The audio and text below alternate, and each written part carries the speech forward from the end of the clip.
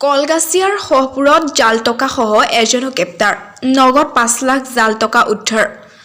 মুস্তাফিজুৰ ৰহমান নামৰ জাল টকা সৰবৰাহকাৰী গ্ৰেপ্তাৰ হাউলিৰ পৰা অভয়াপুৰী গৈ থকা অৱস্থাত শহপুৰ পেট্ৰল পাম্পৰ ওচৰত গ্ৰেপ্তাৰ কৰে বৰপেটা আৰক্ষীয়ে ৰাজ্যত এতিয়াও অব্যাহত আছে জাল নোটৰ ৰমৰমীয়া বেহা আজি আবেলি কলগাছিয়া আৰক্ষী থানাৰ অন্তৰ্গত শহপুৰ পেট্ৰল পাম্পৰ সন্মুখত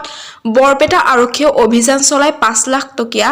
জাল নোট সহ মুস্তাফিজুৰ ৰহমান নামৰ এজন সৰবৰাহকাৰীক হাতেলোতে গ্ৰেপ্তাৰ কৰে আটকাধীন ধৃত ব্যৱসায়ী মুস্তাফিজুৰ ৰহমান নামৰ যুৱকজন অভয়াপুৰী থানাৰ অন্তৰ্গত বুলি জানিব পৰা গৈছে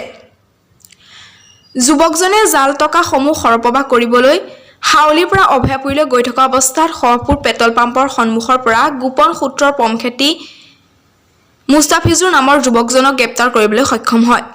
পিছ মুহূৰ্তত ঘটনাস্থলীত কলগাছিয়া আৰক্ষী আৰু বৰপেটা সদৰ থানাৰ ভাৰপ্ৰাপ্ত আৰক্ষী বিষয়া ঘটনাস্থলীত উপস্থিত হৈ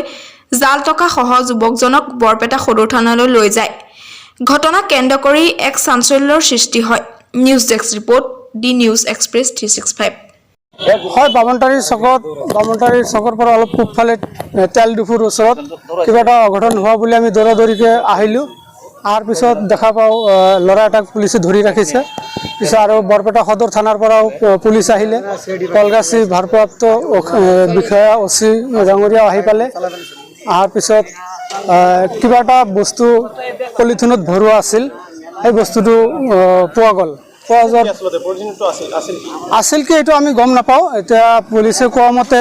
তাতে কিবা টকা বনোৱা ডুপ্লিকেট টকা বনোৱা কিবা কেমিকেল আছে বুলি আমি জানিলোঁ আৰু ড্ৰাগছ থকা বুলি আমি গম নাপাওঁ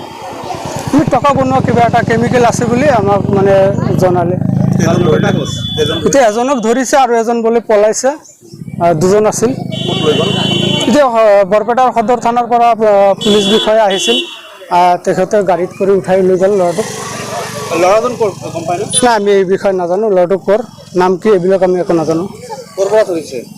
এই বামনটাৰী চকত অলপমান পূবফালে তেল ডিপুৰ ওচৰত